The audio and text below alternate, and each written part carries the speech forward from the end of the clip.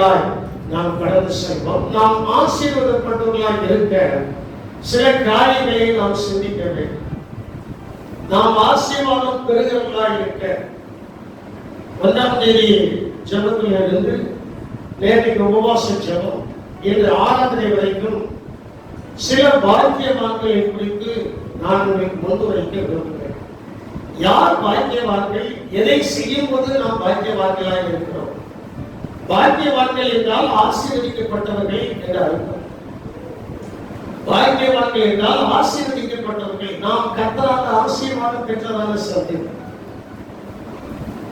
ஆசீர்வாதங்களை பெறுவதற்கு தேவனாகிய கர்த்தர் யாரெல்லாம் ஆசீர்வதிப்பேன் என்று சொல்லியிருக்கிறார் என்பதை நாம் பார்க்கிறோம்.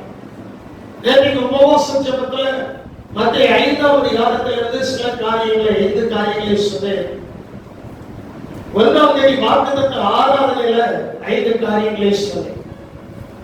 இப்பொழுது சில காரியங்களை கொஞ்ச நேரம் உங்களுக்கு முன்னால் வைத்துவிட்டு அடுத்த ஆராதனைக்குள்ளாக நாம் கடந்து செல்ல வேண்டும். ஆண்டவர் சொல்கிறார், எவர்களுடைய மீறுதல் பாவம் அக்கிரமம் மன்னிக்கப்பட்டதோ அவர்கள் பாக்கியவான்கள். எவர்கள் மீறுதல் பாவம் அக்கிரமம் மன்னிக்கப்பட்டதோ அவர்கள் பாக்கியவான்கள். உணர வேண்டும், சிந்திக்க வேண்டும். சிந்தனைக்காக தான் கர்த்தர் வார்த்தைகளை கொண்டிருக்கிறார். இவைகள் எல்லாம் என்னுடைய மனப்பாடத்திலிருந்து எடுக்கப்பட்டதான வார்த்தை.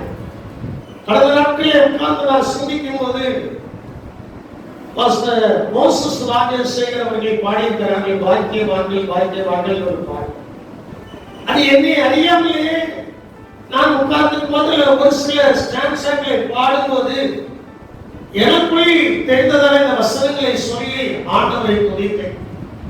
அப்போது ஆண்டவர் இந்த வசனத்தை சபையில வெளிப்படுத்து என்கிறதான ஒரு சின்ன ஊன்றுகோல் காணப்பட்டதுனால உங்களுக்கு முன்னாலே வைக்கிறேன். மீறுதல் பாவம் அக்கிரமம் மன்னிக்கப்பட்டவர்கள் பாக்கியவான்கள். சங்கீதம் 32ஆம் சங்கீதம் 1ஆம் 2ஆம் வசனத்தை வாசிக்கும் போது அங்கே சொல்லப்பட்டிருக்கிறது, எவனுடைய மீறுதல் மன்னிக்கப்பட்டதோ எவனுடைய மீறுதல் மன்னிக்கப்பட்டதோ எவனுடைய பாவம் மூடப்பட்டதோ அவன் பாக்கியவான். பாருங்க, மீறுதல் மன்னிக்கப்படுகிறது, பாவம் மூடப்படுகிறது. மூடப்படுகிறது என்று சொன்னால் அதை நம்முடைய பாஷையை சொல்ல வேண்டும் என்றால் குழி தோண்டி புதைக்கப்பட்டு இருக்கிறது. ஆண்டவர் நம்முடைய பாவங்கள் நம்முடைய அக்கிரமங்கள் எல்லாவற்றையும் சமுத்திரத்தின் ஆழத்திலே போட்டு விட்டார்.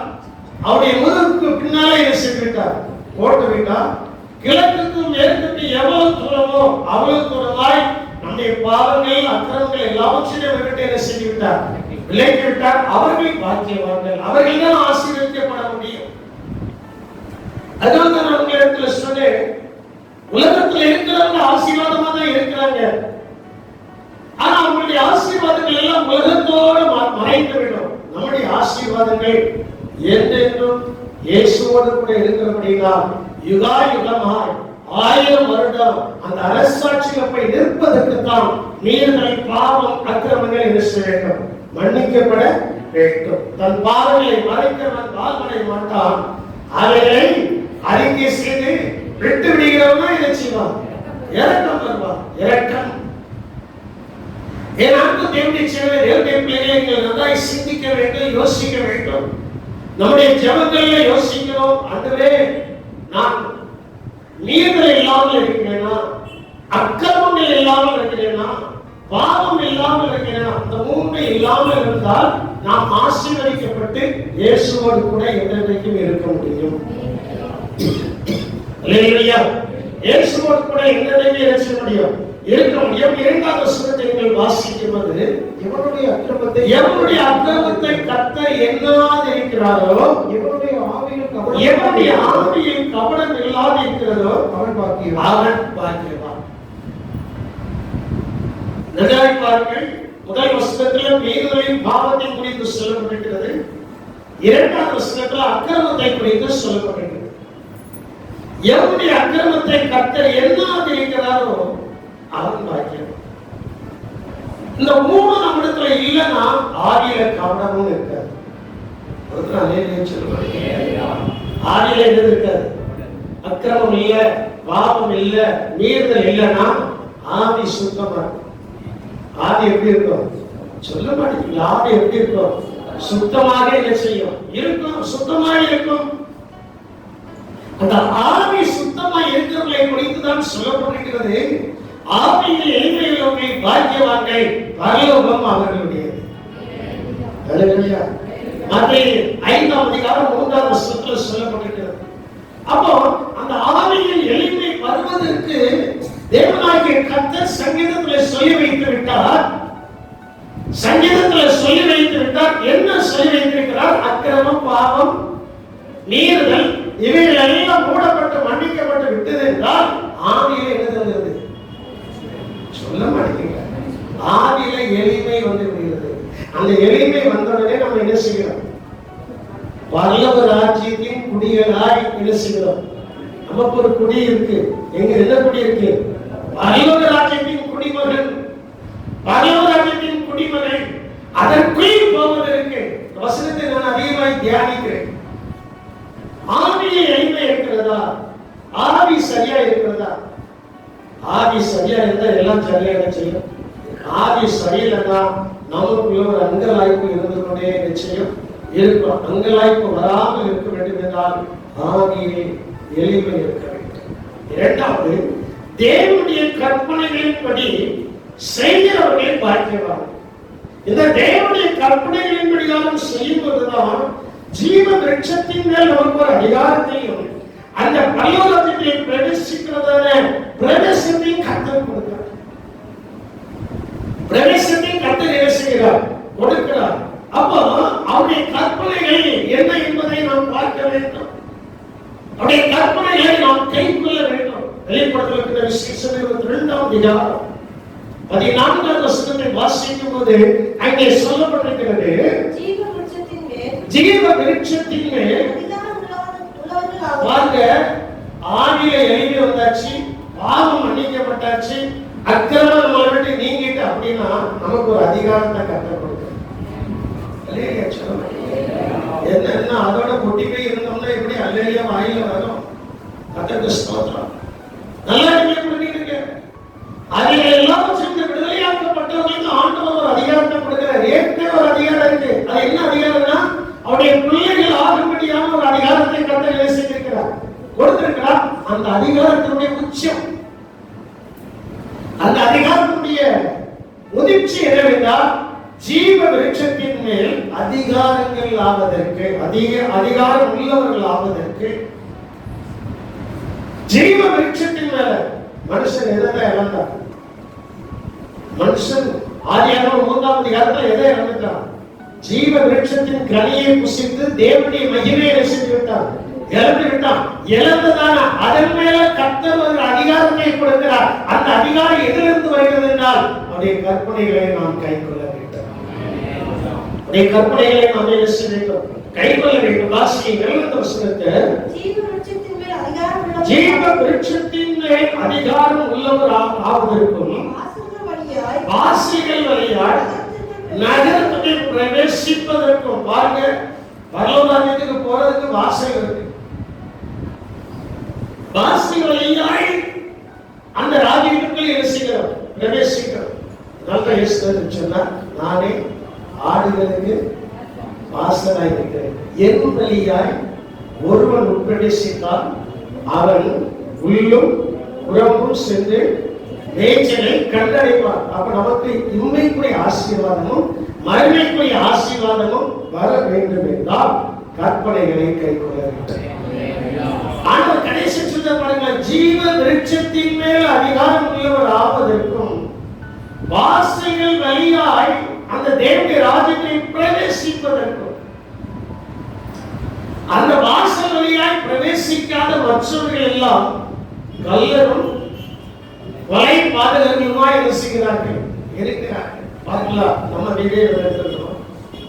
நம்ம வீட்டுக்கு வந்தவங்க வாசல் வழியா வருவாங்களா, பின் வாசல் வழியா வருவாங்களா? எது வழியா வருவாங்க? வாசல் வழி. தப்பு செஞ்சவங்க பின் வாசல் வழியா வரும். நல்லவங்க எந்த வாசல் வழியா வராங்க? முன் வாசல் வழியா கெம்பிரமாய் நடந்து வருவார்கள். அதே போல பரலோகத்திலே நாம் கெம்பீர நடை போட்டு தேவனுடைய ராஜ்யத்திற்கு நாம் பிரவேசிக்க வேண்டும் என்றால் ஆசீர்வதிக்கப்படுவதற்கு கற்பனைகளை நாம் பேச வேண்டும். அந்த தேவனுடைய ராஜ்யத்துக்கு எதுக்குங்க இவ்வளவு நேரம் முக்கால் போட்டு இடத்துல உட்கார்ந்து இருக்கோம், எவ்வளவு நேரம் எதுக்குங்க இவ்வளவு நேரம் சம்பந்தம் போட்டு இடத்துல உட்கார்ந்து இருக்கோம், எதுக்குன்னா நமக்கு கர்த்தர் ஒரு அதிகாரத்தை அந்த ஜீவ விருட்சத்தின் கனியை எதை இழந்தோமோ அதை புசிப்பதற்கு கர்த்தர் உதவி செய்ய போகிறார். அல்லேலூயா. அதை புசிப்பதற்கு கர்த்தர் என்ன செய்கிறார்? உதவி செய்ய போகிறார். அப்படி ஆண்டவர் உதவி செய்ய வேண்டும் என்றால் நாம் செய்யக்கூடியது என்ன?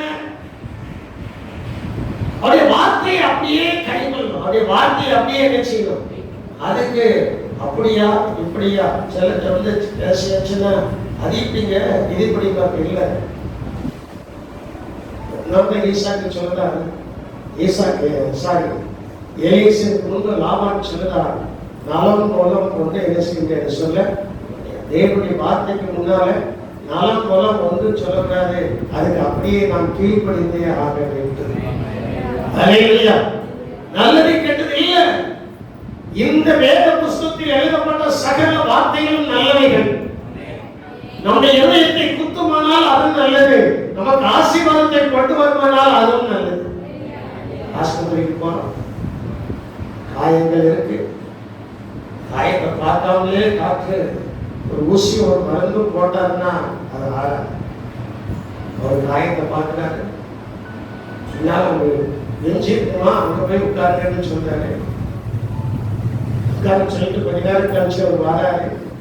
அதுக்குள்ள அங்க எல்லாத்தையும் ரெடி பண்ணி ஸ்டாஃப் நர்ஸ் எல்லாத்தையும் ரெடி பண்ணி வைக்கிறாங்க. அவர் பார்க்கிறாரு, லேசா விட்டுறாரு, அதில் இருக்கிற சனத்தெல்லாம் அதில் இருக்கிற கூடு ரத்தம் எல்லாத்தையும் என்ன செய்யறாரு, வேதனையா இருக்கு, இதுக்கு எடுக்கிறாரு. எடுத்துட்டு நல்லா மருந்த போடுறாரு. 2 நாள் சுகமாகி நாம் வீடு. அதே போலதான் தேவனுடைய வார்த்தை அவருடைய கற்பனைகளை கைக்கொள்வது சில நேரத்தில் அப்படிதான் இருக்கும், சில நேரங்கள் அப்படிதான் இருக்கும். இந்த வேத புஸ்தகம் எதற்கு பரிசுத்தமானது என்று சொல்லப்படுகிறது என்றால் பரிசுத்தவான்கள் செய்த தவறையும் சொல்லப்பட்டிருக்கிறது, அவைகள் மூலமாய் நடந்த அற்புதங்களையும் சொல்லப்பட்டிருக்கிறது. அல்லேலூயா. அதனால் அந்த ஜீவ விருட்சத்தின் மேல் அதிகாரம் உள்ளவர்கள் எல்லாரும்படி அவங்கதான் பாக்கியவான்கள். அவங்கதான் பாக்கியவான்கள் என்பதற்கு மறுவார்த்தை ஆசீர்வதிக்கப்பட்டவர்கள். நம்முடைய ஆசீர்வாதம் இந்த பூலகத்தோடு போறது இல்லை. இந்த பூலகத்தோடு கூட போகும் என்று சொன்னால் மகிமைக்கு ஏற்ற மறுரூபத்துக்கு ஏற்ற ஆசீர்வாதங்கள் நமக்கு கிடைக்காமல் போகும் என்றால் நம்மை போல பரிதவிக்கப்பட்டவர்கள் ஒருத்தரும் இதனால் என் அன்பு தேவனுடைய ஏன் நாம் பாக்கியவான்கள் என்றால், ஏன் நாம் பாக்கியவான்கள் என்றால் பாவம் மூடப்பட்டது, அக்கிரமம் மூடப்பட்டது, மீறுதலில் மூடப்பட்டது. இந்த மூன்றும் இருக்கிறவர்களுக்கு ஜீவ விருட்சத்தின் மேல் அதிகாரம் இல்லை. அதிகாரம் இல்லாத ஒன்றை அதிகாரப்படுத்தி நமக்கு கொடுப்பதற்கு தான் கர்த்தர் அந்த மூன்றை நம்ம விட்டு நீக்கிறார். அல்லேலூயா. அந்த மூன்றை என்னை விட்டு என்ன செய்திருக்கிறார்? நீக்கி இருக்கிறார். உங்களை விட்டு அவர் என்ன செய்திருக்கிறார்? நீக்கி என் மகனே என் மகளே என்று சொல்லி அந்த ஜீவ விருட்சத்தின் கனியை கொடுக்கிறார். எதை கொடுக்கிறாரு? ஜீவ விருட்சத்தின் கனி. அது ரொம்ப டேஸ்டா, ரொம்ப டேஸ்டா. கடந்த நாட்கள்ல யோசித்து அல்போன்ஸ்க்கு கிளாஸுக்கு இருக்கும்போது நல்ல சமையல்காரர்களோ இல்லையோ எந்த வீட்டுல ஃபங்க்ஷன் வச்சவங்க ஜெபம் பண்ண ஆரம்பிக்கிறார்களோ அந்த வீட்டுல ஆகாரம் ருசியா இருக்கும். இல்லையா? ஏன்னா அதே மாஸ்டர் தான், அதே மாஸ்டர் தான். ஒரு இடத்துல யோசிச்சு சொல்லும்போது சொன்னாங்க, அங்க ரொம்ப டேஸ்டா இருந்துச்சு, எல்லாரும் அவற்றை போன் நம்பர் இருந்துச்சுனாங்க. அப்படின்னு சொன்னாங்க, இன்னைக்கு என்னப்பா டேஸ்டா அமைச்சுக்கிட்டு ஏன்னா அவங்க சாப்பாடு வாங்கி வந்துச்சுக்கிட்டு என்னன்னா அவங்க தன்னை தியாகம் பண்ணி தேவனுக்கு நன்றி சொல்லி எவ்வளவு பெரிய மாஸ்டரா இருக்கட்டும், அது புலம்பாம அது நல்ல இல்லாம போனதுக்கு காரணம் ஜெபம் இல்லை, பக்தி இல்லை, ஒரு தேவனுக்கு கொடுக்கக்கூடிய முக்கியத்துவம் இல்லை. நம்ம வீட்டுல பங்கன் சொல்லியாச்சுனாலே அன்னையில இருந்தே ஜெபம் எதுக்கு? சாப்பாடுக்கு ஜெபம் பண்ணணும். ஏன் சாப்பாடுக்கு ஜெபம் பண்ண சொன்னோம்னா, உங்க பங்கன் நல்லா இருக்குன்னு சொல்லக்கூடியது இதுதான். சொல்ல மாட்டேங்க. என்னதான் சாப்பாடு அங்க போய் சாப்பிட்டாயா, சாப்பிட்டு முடிச்சோன்னு வீட்டுக்குள்ள புடப்படான்னு சொன்னாங்கன்னா ஏனே கேட்டு வேணும். அதுக்கு பதிலா அங்க போய் சாப்பிட்டாயா, நிம்மதியா இருந்துச்சு, நல்ல சாப்பாடுயா, நல்ல சாப்பாடு. அந்த நல்ல சாப்பாடு அந்த பரிசுத்தமான அந்த குடும்பத்தை வாழ்த்தும் ஆசீர்வாதம். அல்லேலூயா. அதே போலதான் ஆண்டவரும் நம்மளை ஏன் ஆண்டவரை எல்லாம் நீக்கி நம்ம அந்த பாவத்தில் ஆளுகை செய்யாதபடி அதை தொடராதபடிக்கு கர்த்தர் ஏன் மீட்டெடுத்திருக்கிறார்னா, ஜீவ விருட்சத்தின் கனியை புசிக்க ஒரு அதிகாரத்தை கர்த்தர் தந்திருக்கிறார். என்ன அதிகாரத்தை தந்திருக்கிறார்? ஜீவ விருட்சத்தின் கனியை புசிப்பதற்கு. எல்லாரும் கையை வைக்கலாம், தைரியமா சொல்லுங்க பார்ப்போம். எல்லாரும் ஜீவ விருட்சத்தின் கனியை புசிப்பதற்கு கர்த்தர் எனக்கு அதிகாரம் தந்திருக்கிறார். நல்ல கைத்தட்டி ஆண்டவரை மகிமைப்படுத்துங்க. எனக்கு ரொம்ப வாஞ்சை என்னன்னா, அது எப்படி இருக்கு, எப்படி இருக்கும், அது ரவுண்டா இருக்குமா, உருட்சியா இருக்குமா என்னங்கிறதால எனக்கு தெரியாது. ஆண்டவர் வாஞ்சை எப்படியாகிலோ ஆண்டவர்களுக்கு கொடுத்த அதிகாரத்தின் படிக்காலம் அந்த ஜீவ விருட்சத்தின் கனியை நான் புசிக்கிறேன். அதற்கு ஜெயம் கொள்ள வேண்டும். வெளிப்படுத்த விசேஷத்துல தான் சொல்லப்பட்டிருக்கிறது, ஜெயம் கொள்கிறவன் எவனோ அவன் ஜீவ விருட்சத்தின் கனியை என்ன செய்வான்? ஜெயம் எதுல வரணும்? பாவத்துல வரணும், அக்கிரமத்துல வரணும், மீறுதல்ல வரணும். இதுல ஜெயம் வந்ததுன்னா அவங்களுக்கு ஆண்டவர் பிராமிஸ் பண்ணுகிறதான ஒரு நல்ல ஆசீர்வாதம் என்னன்னா, ஜீவ விருட்சத்தின் ஒருக்கா சாப்பிட்டா போதும், மறுபடியும் பசியே வராது. அல்லேலூயா. அதனால்தான் சொல்லப்பட்டிருக்கிறது, தேவனுடைய ராஜ்யத்தில் புசிப்பும் இல்ல குடிப்பும் இல்லைன்னா அவங்க போன உடனே அதற்குரிய போஜனம் அவங்களுக்கு கொடுக்கப்பட்டு அதுல திருப்தி அடைஞ்சிருக்காங்க. அப்புறம் 24 மணி நேரமும் சேனைகளின் கர்த்தர் பரிசுத்தர் பரிசுத்தர் பரிசுத்தர் என்று ஓயாமல் அவர்கள் இயேசுவை புகழ்ந்து கொண்டே இருப்பார்கள். அல்லேலூயா. அப்படிப்பட்ட இடத்துக்கு போவதற்கு தான் ஆண்டவர் நம்மை பரிசுத்தப்படுத்துகிறார். தேவன் நம்மை என்ன செய்கிறார்? பரிசுத்தப்படுத்துகிறார். இரண்டாவது, கர்த்தருடைய கற்பனைகளின்படி செய்கிறவர்களை பாக்கியவான்கள். மூன்றாவது, இயேசுவின் நிமித்தம் நாம் நிந்திக்கப்பட்ட பாக்கியவான்கள். யார் நிமித்தம்? தப்பு செய்து நிந்திக்கப்பட்டா அது தேவ நாமம் துசிக்கிறது. இயேசுவின் நிமித்தம், இயேசுவின் நிமித்தம், இயேசுவின் நிமித்தம் நாம் நிந்திக்கப்பட்டார். இயேசுவின் நாமத்தின் நிமித்தம் நாம் நிந்திக்கப்பட்டால் பாக்கியவான்கள். தேவன் நம்மை மகிமைப்படுத்துகிறவராக இருக்கிறார். 1 பேதுருவின் புஸ்தகம் 4ஆம் அதிகாரம் 14ஆம் வசனத்தை நாம் வாசிக்க கேட்போம். நீங்கள் கிறிஸ்துவின் நாமத்தின் நிமித்தம் நிந்திக்கப்பட்டால் பாக்கியவான்களாய் இருப்பீர்கள். நீங்கள் கிறிஸ்துவின் நாமத்தின் நிமித்தம் நிந்திக்கப்பட்டால் பாக்கியவான்களாய் இருப்பீர்கள். கிறிஸ்துவின் நாமத்தின் நிமித்தம், வேற எது நிமித்தம் நிந்திக்கப்படாது. கிறிஸ்துவின் நாமத்தின் நிமித்தம் நாம் நிந்திக்கப்பட்டாச்சுன்னா, கிறிஸ்துவின் நாமத்தின் நிமித்தம் நாம் நிந்திக்கப்பட்டாச்சுன்னா எப்படி இருக்கிறோமா? உங்களுடைய பேரில் பொய்யாய் சொல்வார்களா? நீங்கள் பாக்கியவான்களா யோசிக்கிறீர்கள். மத்திய சுவிசேஷம் 5ஆம் அதிகாரம் 10ஆம் வசனம் என்று நினைக்கிறேன். உங்கள் பேரில் பொய்யாய் சொல்வார்களா? வாசிங்களா? உங்களை நிந்தித்து துன்பப்படுத்தி பலவித தீமையான மொழிகளையும் உங்கள் பேரில் பொய்யாய் சொல்வார்களானால் நீங்கள் பாக்கியவான்களாய் இருப்பீர்கள், ஆசீர்வதிக்கப்பட்டவர்கள். அதைத்தான் இங்க பேதுரு எடுத்து எழுதுகிறார். கிறிஸ்துவின் நிமித்தம், கிறிஸ்துவின் நாமத்தின் நிமித்தம் நிந்திக்கப்பட்டால் நீங்கள் எப்படிப்பட்டவர்கள்? உலகத்தில் நாம ரொம்ப நிந்திக்கப்பட்டவர்கள். இதெல்லாம் சொல்லுவாங்க. ஆனா ஒண்ணு நிரூபிக்க முடியும், ஒன்னே என்ன செய்ய முடியாது. அதே போல உங்களை குறித்து நிறைய காரியங்கள் சொல்லியிருப்பாங்க, ஒன்னையும் நேசிக்க முடியாது. அது ஒரு நிந்த. சில நேரத்தில் உட்கார்ந்து ஆண்டவரே நம்ம ஒண்ணுமே செய்யலையப்பா, இன்னையெல்லாம் இப்படிலாம் பேசுறாங்களாப்பா, கேட்டீங்க. அது ஒரு நிந்த. பலவித தீமையான மொழிகளுடைய பேரில் பொய்யாய் பல காரியங்களை பேசுவாங்க, நிரூபிக்க முடியாது. அந்த நிரூபிக்கக்கூடிய காரியத்தை நாம் செய்தால் அதனால் கர்த்தருடைய நாமம் தூசிக்கப்படும். அதெல்லாம் மறந்துடக்கூடாது. அதே வசனத்தில் தான் இருக்கு. அதனால் கிறிஸ்துவின் நிமித்தம் நீங்க நிந்திக்கப்பட்டால், இயேசு என்கிற நாமத்தின் நிமித்தம் யாராவது நம்மளை நிந்திக்கிறாங்கன்னா கவலைப்படாது. அதுக்கு ஒரு பலன், அதுக்கு என்ன இருக்கு? ஒரு பலன் என்ன செய்யுது? நிந்திக்கிறவர்கள் மத்தியிலேயே கர்த்தர் நமக்கு ஒரு பலன் கொடுக்கிறார். நான் சொல்றது ஆமென் என்று அங்கீகரிக்கிறவர்கள் மட்டும் கரங்களை வைத்து வேலையை சொல்லியிருப்பாங்க. நம்மை நிந்திக்கிறவர்கள் மத்தியில கர்த்தர் நமக்கு ஒரு பலனை கொடுக்க வேண்டும் என்று சொன்னால் தேவ நாமம் தூஷிக்கப்படுவதற்கு நாம் இடம் கொடுக்கிறோம். இந்த வசனத்தில் அப்படித்தான் இருக்கு. ஏனென்றால்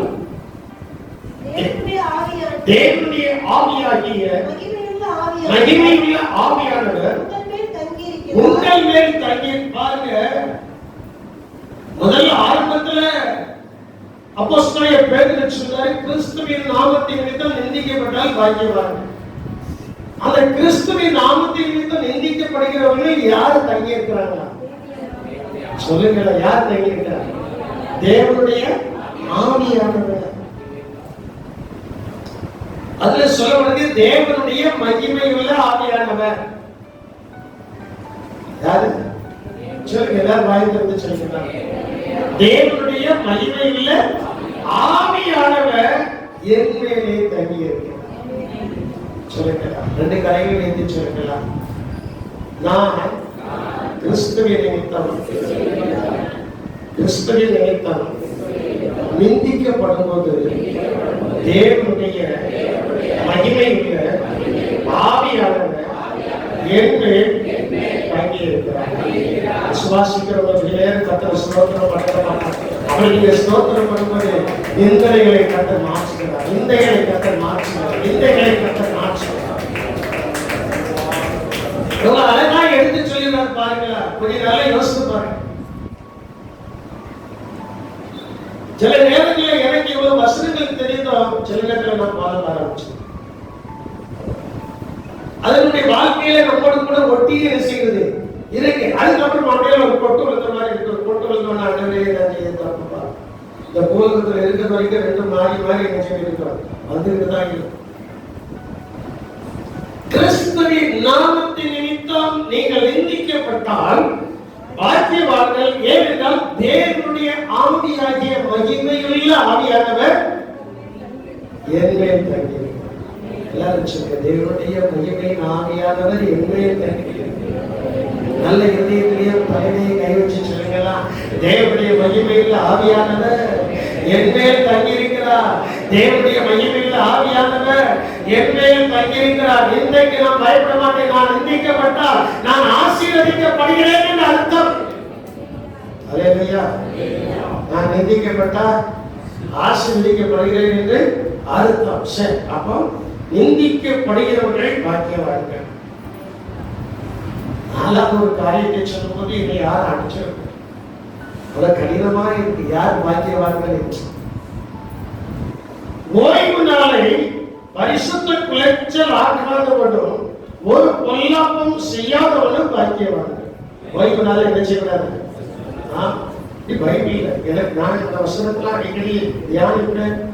சொல் வாசிக்கிற ஏசாயா 56ஆம் அதிகாரம் 2ஆம் வசனம். 1ஆம் வசனத்தை சேர்த்து வாசிங்க. 1ஆம் வசனத்தை சேர்த்து வாசிங்களா. கர்த்தர் சொல்கிறார், நீங்கள் நியாயத்தை கைக்கொண்டு நீதியை செய்யுங்கள்.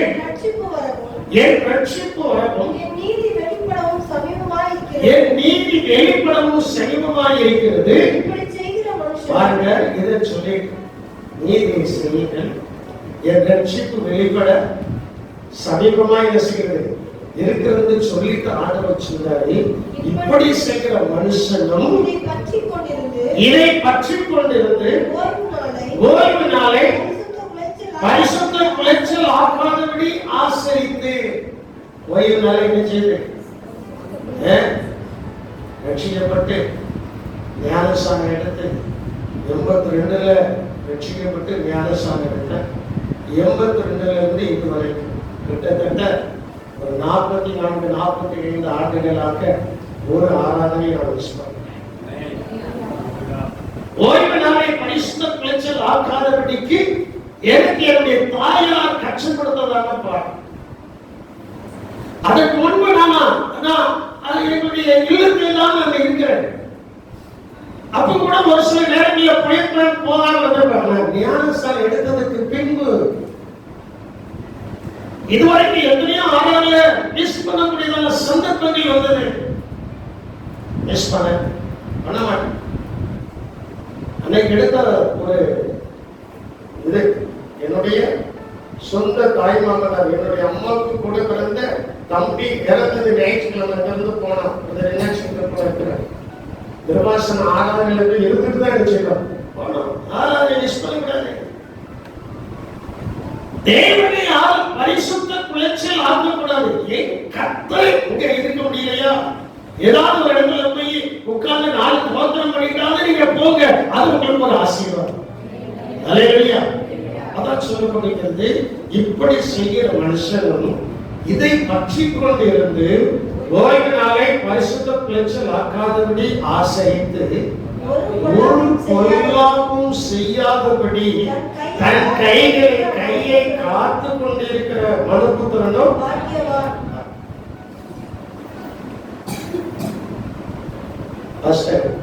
எங்களுக்காக வசனத்தை எடுத்தீங்களா? நீங்க கேட்கலாம், உங்களுக்காக கேட்கலாம். இது என்னுடைய அனுபவம். என் அனுபவத்துல இந்த வசனங்கள் எல்லாம் இருக்கிறதா இப்ப 3 நாளா உங்களுக்கு கற்றுக் கொடுத்துட்டு இருக்கேன். எவ்வளவோ வேலைகள் வரும், எவ்வளவோ நெருக்கங்கள் வரும், எவ்வளவோ சந்தர்ப்பங்கள் வரும், எவ்வளவோ சந்தர்ப்பங்கள், எவ்வளவோ சூழ்நிலைகள் எல்லாம் வரும். வந்த போதிலையும் இந்த சந்தர்ப்பங்கள் எல்லாவற்றையும் ஜெயிக்க கர்த்தர் பலன் கொடுத்திருக்கிறார். சொந்தமா சொல்லி அவங்க எல்லாருக்கும் தெரியும். என்னுடைய சம்பந்தக்காரர் இதைதான் இறந்தாரு. ஆறாவதெல்லாம் முடிச்சுட்டு அன்னைக்கு நடக்கக்கூடிய டெஸ்ட்டுக்கும் ஏற்பாடு பண்ணிட்டு தான் என்ன செய்யறேன். ஆறாவதெல்லாம் முடிச்சுட்டு இன்னைக்கு நடக்கக்கூடிய எல்லாம் ஏன்னா கர்த்தருடைய சமூகம் அவங்களுக்குள்ளேயே இருந்துச்சு. சமூகத்துல மகிழ்ச்சியும் ஆனந்தமும் என்ன செய்யறது இருக்கிறது. கர்த்தருடைய சமூகத்துல ஆனந்தமும் மகிழ்ச்சியும் இருக்கிறபடியினால, சந்தோஷம் இருக்கிறபடியினால ஞாயிற்றுக்கிழமை கர்த்தரை நாம் ஆராதிப்பதை விடக்கூடாது, ஆசரிப்பதை நினைச்சிருக்கிறாரு.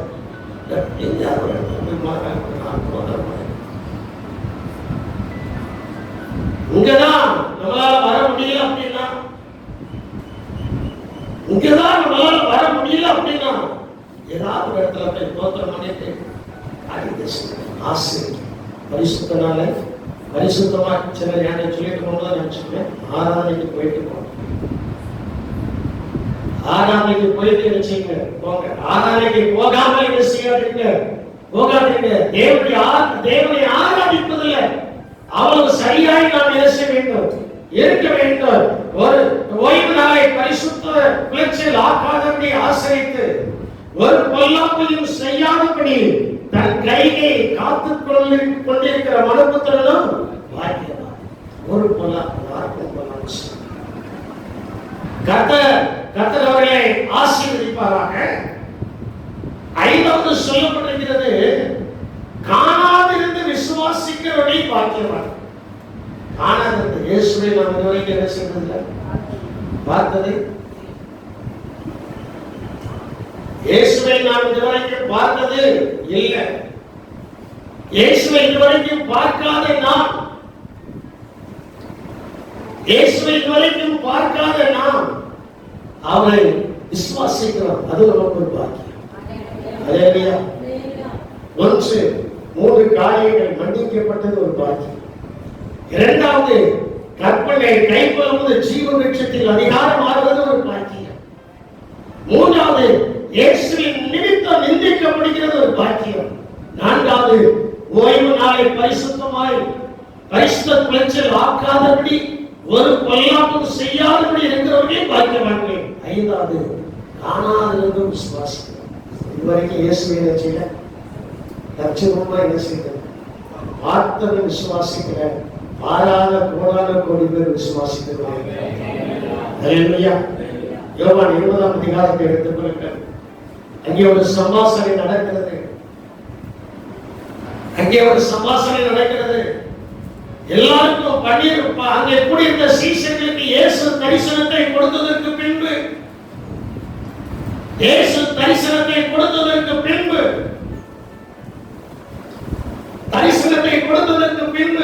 அங்க ஒருத்த மட்டும் இல்லை. அவன் தான் இந்தியா பண்ணான். அதனால நமக்கு சந்தேகம் இருக்கு.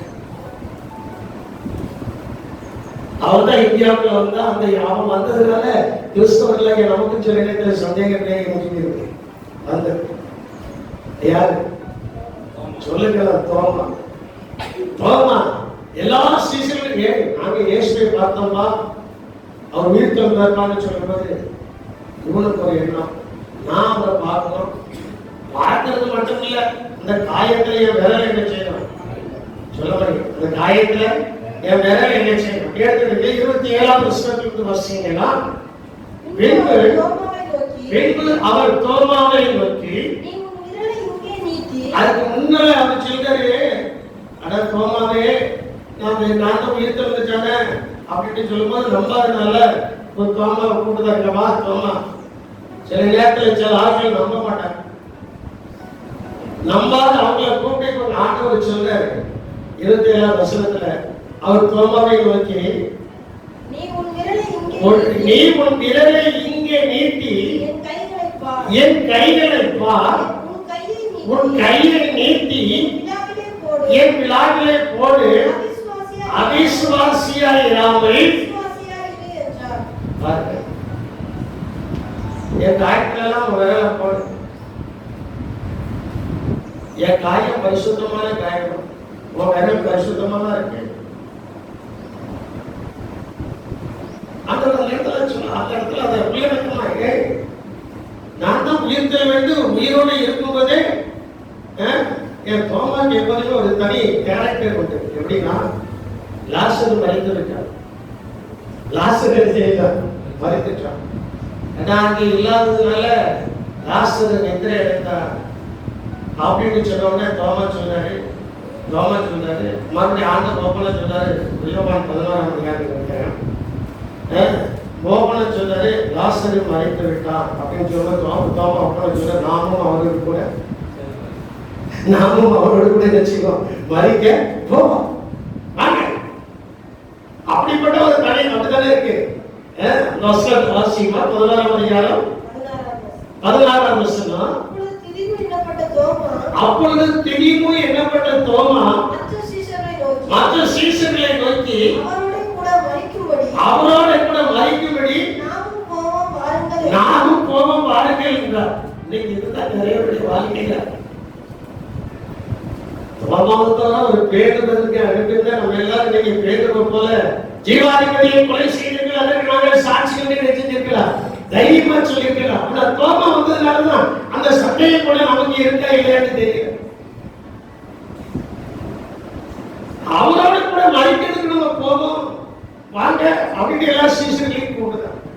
அந்த தோமாவிடத்துலதான் இப்ப ஆண்டவர் பேசுறாரு, என் தோமாவே இங்க வா, என் காயத்துல அவன் விரலை வச்சு போட்டு, என் விழாவில் விரலை நினைச்சு உன் கையை வச்சு நீட்டி போட்டு பாரு, அவிசுவாசி இராமல் உடனே கீழே இறங்கிட்டான். அடுத்த வசனத்துல பாருங்களேன், எனக்கு ரொம்ப வேடிக்கையா இருக்கு. அந்த வசனத்தை வாசித்து சிரிச்சுக்கிட்டே இருக்கு. தோமா அவருக்கு பிரதியுத்தரமாக, என் ஆண்டவரே என் தேவனே என்ன பாருங்களா. அவன் அவ்வளவு வார்த்தையை அறிக்கை செய்ததற்கு பின்பு, இயேசுவ வார்த்தை சொன்னதுக்கு அப்புறம் பட்டாண்டிக்கையில் இறங்கிட்டான். இந்த சகையில ஆண்டவர் பார்த்த உடனே சகையில கீழே இறங்கி வேண்டாம்ல, அவன் குதிச்சானா இறங்கி வந்தாங்கிறது தெரியாது. அவன் வேகமா எழுதிட்டான் வந்துட்டான். அதே போலதான் இங்க தோன்றான். விசுவாசம் உள்ளவனாயிரு, அவிசுவாசியை இருண்டு சொன்ன உடனே அவன் அறிக்கை செய்ய ஆரம்பிக்கிறான். தோமா அவருக்கு பிரதித்திரமாக, என் ஆண்டவரே, என் தேவனே. நீங்க நம்மளாதான் சில நேரங்களில் சொந்த போயிருக்கும்போது மண்டையில் ஒரு போட்டு விழுந்தது போல ஆண்டவர் சில நேரத்துல வசனத்தோடு பேசணும். யார் யாரு கொண்டு பேசணும் உடனே நம்மளும் சொல்றோம், என் தேவனே, என் ஆண்டவரே, என்னை நேசிக்கிறோம். காணாமல் இருந்தோம் விசுவாசிக்கிறவங்க எப்படிப்பட்டவங்க வாழ்க்கை வாழ்க்கை. அப்பதான் ஆண்டவர் சொல்றார் 29வது வசனத்துல, அதற்கு இயேசு தோமாவே, நீ என்னை கண்டதினாலே விசுவாசிக்கிறாய், காணாதிருந்து விசுவாசிக்கிறவர்கள் பாக்கியவான்கள் என்றார். இதுவரைக்கும் இயேசுவை யாராவது பார்த்திருக்கீங்களா? நானும் பார்த்தேன், ஆனா விசுவாசிக்கிறேன். சிலரு அவங்க முகத்தை பார்த்து தரிசித்து இருக்கிறார், சிலர் கையை பார்த்துக்கிறார், காலை பார்த்துக்கிறார், அப்படி இருக்கிறார், இப்படி இருக்கிறார். நாம் நினைக்கிற பிரகாரம் நம்முடைய தேவன் இல்ல, அவர் பிரகாசமானவர். அவர் பிரகாசமானவர். அவரை நாம் பார்த்து இதுவரைக்கும் விசுவாசிக்கவில்லை, அவரை பார்க்காம நம்ம விசுவாசிக்கிறோம். அவர் ஒருவர் இருக்கிறார் என்பதை நாம் நினைச்சுக்கிறோம். அவருடைய நாமத்தினால எனக்கு அற்புதம் நடக்கு, அவருடைய நாமத்தினால எனக்கு ஆசீர்வாதம் நடக்கு. அவருடைய சமூகத்துல போய் நான் உலகால் கொண்டு ஜெபித்தா நான் ஜெபிக்கிற காரியத்தை கர்த்தரே கைக்கொள்கிறார். அல்லேலூயா.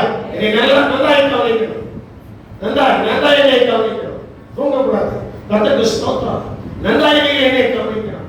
அவருடைய சமூகத்துல வந்து உலகால் போயிட்டு ஆண்டவர் என்னோடு கூட இருக்கிறார்.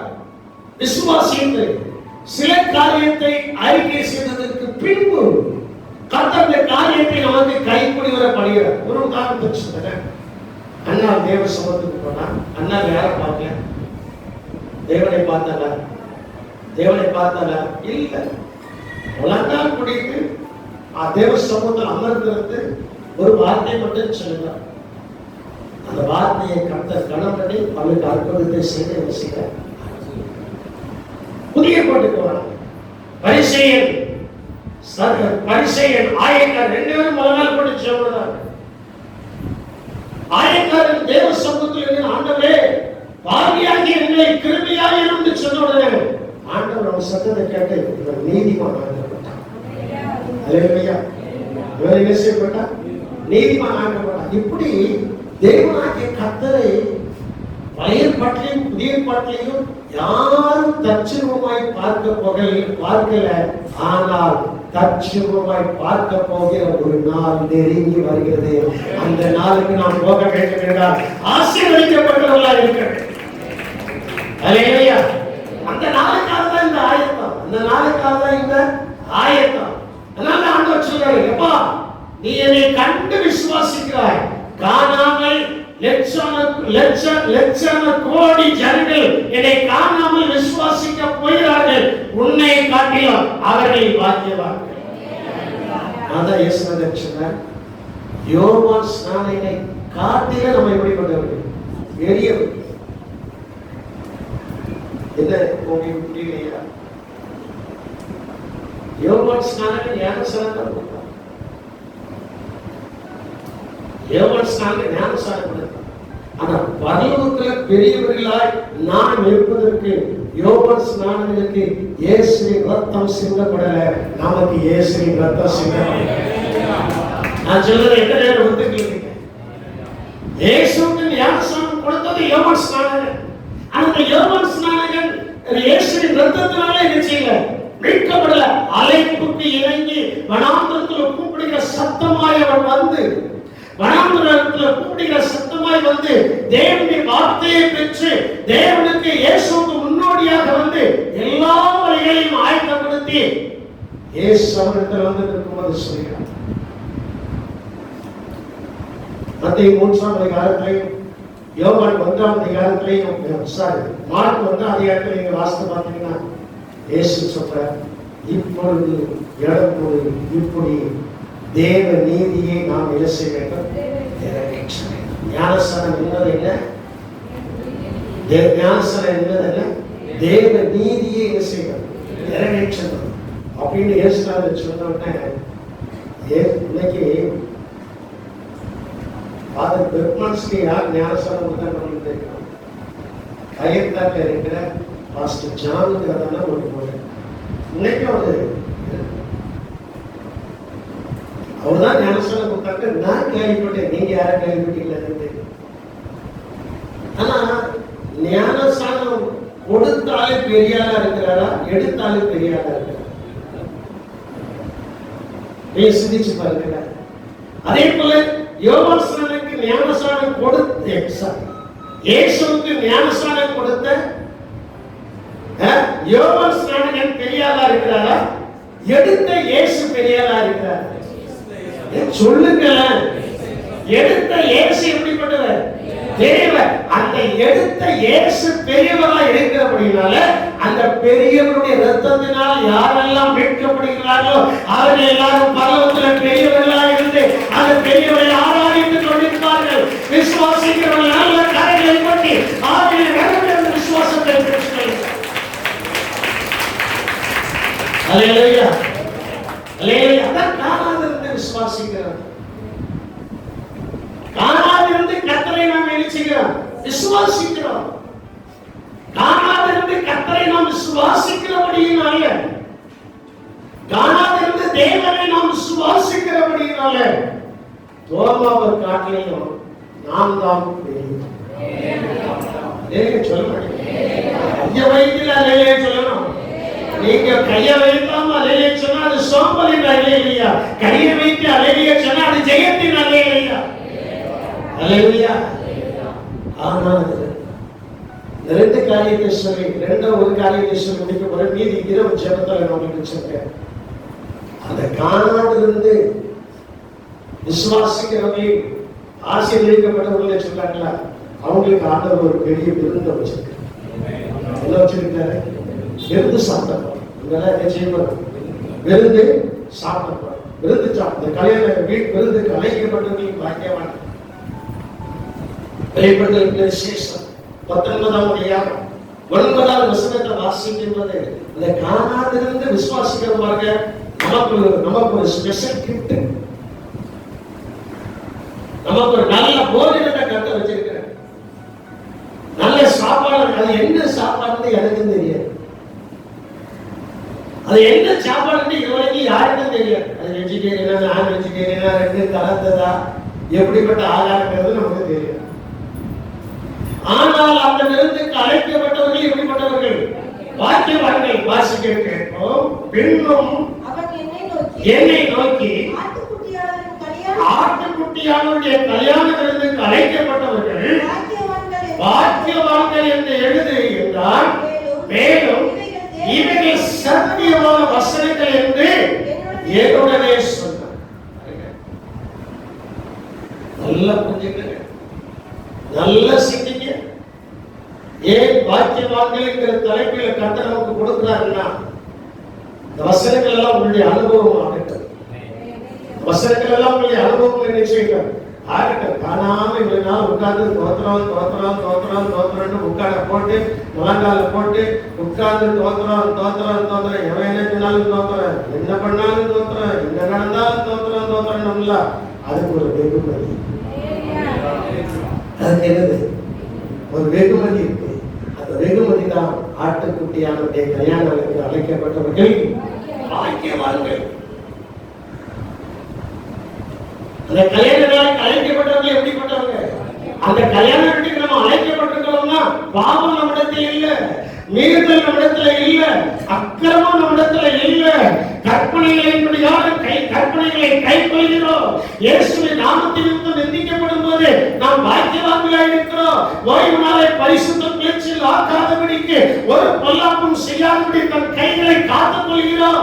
தன் கைகளை காத்துக்கொண்டு நான் இயேசுவை பார்க்கிறேன்.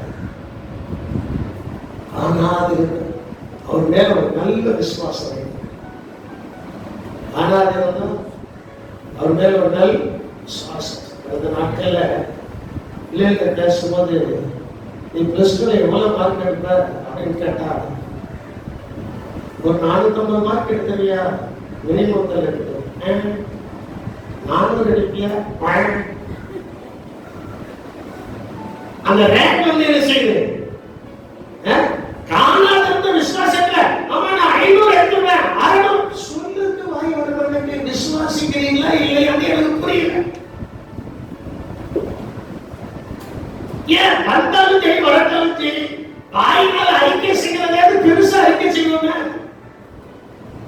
எப்படி வாயினால் அறிக்கை செய்யறத பெருசா அறிக்கை செய்வோம். அதான் வில்லியம் கேரி சொன்னார், தேவனிடத்திலிருந்து பெரியவைகளை எதிர்ப்பார், தேவனுக்காக பெரியவைகளை செய்யணும். எதிர்பார்ப்பே இல்ல, மறுபடியும் எப்படி செய்ய முடியும்? கொஞ்சம் சிந்திச்சு பாருங்க. அநேக பரிசுத்தவான்களுடைய வாழ்க்கையில நான் உங்களுக்கு சொன்னேன். ஏன் சரியா 12th படிக்கும் போது எதிர்பார்க்கணும்.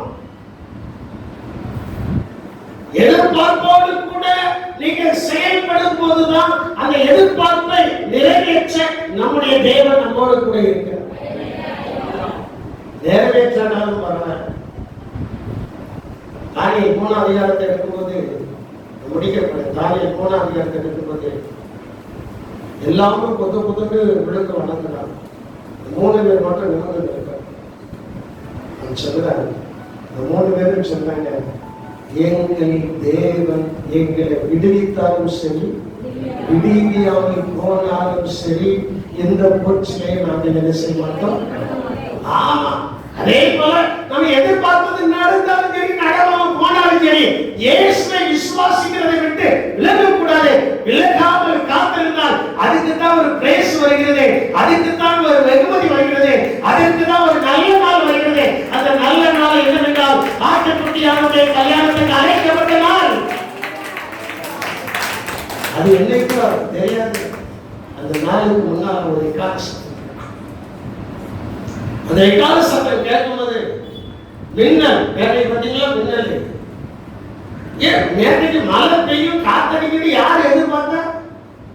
ஒருத்தரும் என்ன செய்யல, எதிர்பார்க்கல. நாட்டுக்குள்ள இப்படி ஒரு பெரிய மரம் விழுந்து கிடக்கும், அதனால கரெக்ட் ஒரு 4 மணி நேரம் கட் ஆகுது யார் நினைச்சு பார்த்தா? ஒருத்தரும் நினைச்சு பார்க்கல, எல்லாம் நடந்துச்சு. இதே போலதான் இயேசுவின் வருகையும் இருக்கும். இயேசுவின் வருகை என்ன செய்யும்? இருக்கும். இயேசுவின் வருகையில எவரையெல்லாம் எடுத்துக் கொள்ளப்படுகிறார்களோ அந்த எக்கால சத்தம் யாருடைய காதுகளில் விழுந்து அவர் தாமே ஆரவாரத்தோடு மேலே இருந்து கீழே இறங்கி வரும்போது கீழே இருக்கிற உயிரோடு இருக்கிற நாம் மறுபட்டு அவருக்கு எதிர்கொண்டு செல்ல ஆயத்தமாக இருக்கிறார்களோ அவர்களே அந்த கல்யாண வீட்டில் பங்கெடுப்பார்கள். அவர்களை ஆட்டுக்குட்டியானுடைய கல்யாண வீட்டில் என்ன செய்வார்கள்? பங்கெடுப்பார்கள். அந்த நாள் வெகு சீக்கிரமாய் வரப்போகிறது. அந்த நாளுக்கு நான் ஆயத்தமாக இருக்கிறேன், கர்த்தரை ஆயத்தப்படுத்துகிறார் என்று சொல்லியவர்கள் நல்ல தலைக்கு மேலாக கரையை கொண்டு ஒரு சில நிமிடங்கள் ஆவியில் நிரம்பி கர்த்தரை துதியுங்கள்.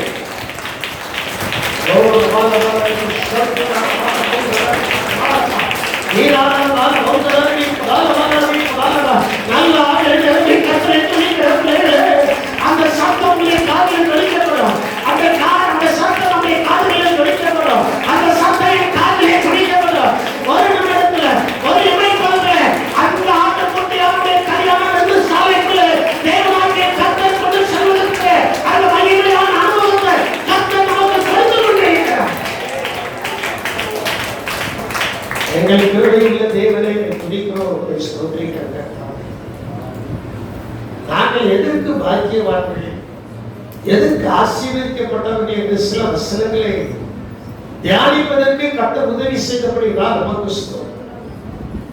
3 காரியங்கள், பாவம், அக்கிரமம், மீறல்கள் மூடப்பட்டு மன்னிக்கப்பட்டு ஆவியை கவனமில்லாமல் இருக்கும்போது கற்பனைகளை கைக்கொண்டு